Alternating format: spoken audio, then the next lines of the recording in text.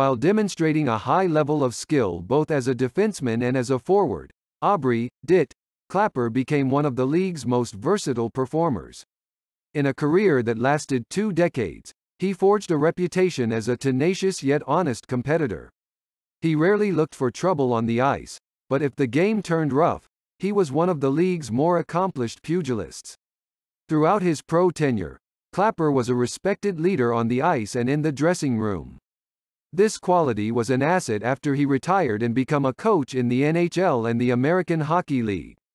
After a year of seasoning with the Boston Tigers of the Can-Am League, Clapper was sold to the parent club in October 1927, and he'd remain in the Bruins lineup for the next 20 years, becoming the first 20-year man in NHL history.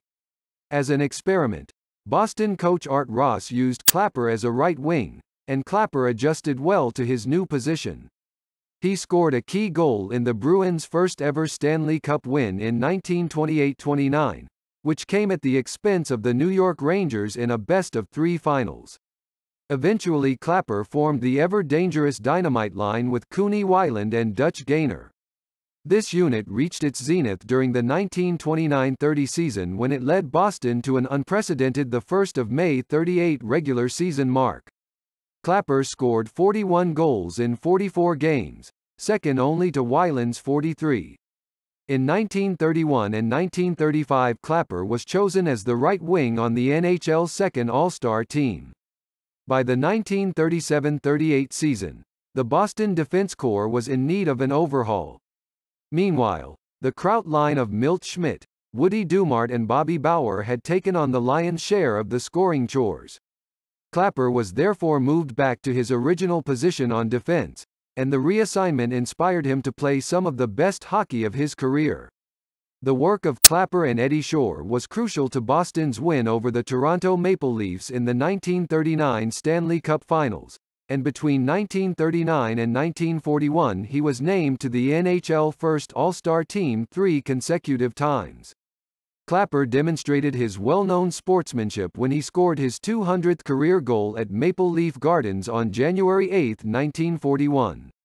After the game, he presented the stick he used to reach this milestone to Maple Leafs assistant general manager Frank Selke as a token of his admiration. Later that year, Clapper contributed 5 playoff assists as the Bruins won their 3rd Stanley Cup by sweeping Detroit in 4 straight games. During the 1941-42 season, Clapper suffered a severed tendon and it was believed that the injury would end his career. Typically, Clapper's resilience and determination inspired him to return the following year with his customary effective play. After the 1943-44 schedule, Clapper was chosen to the NHL's second All-Star team. In 1945-46, he assumed the role of player-coach and guided the Bruins to a Stanley Cup Finals against the eventual champions, the Montreal Canadiens. The following year, unhappy with his diminishing ability, the 41-year-old retired as a player 6 games into the season. In an emotional ceremony at the Boston Garden on February 12, 1947, Clapper was honored for his multitude of accomplishments and the Bruins retired his number 5 sweater.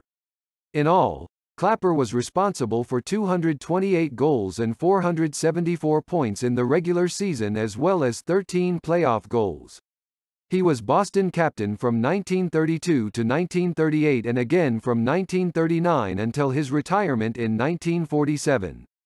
He also served as the Bruins coach for 4 seasons and led the team to 78 regular season wins. A member of Canada's Sports Hall of Fame, Clapper was elected to the Hockey Hall of Fame in 1947 when the customary waiting period was waived in recognition of his obvious greatness.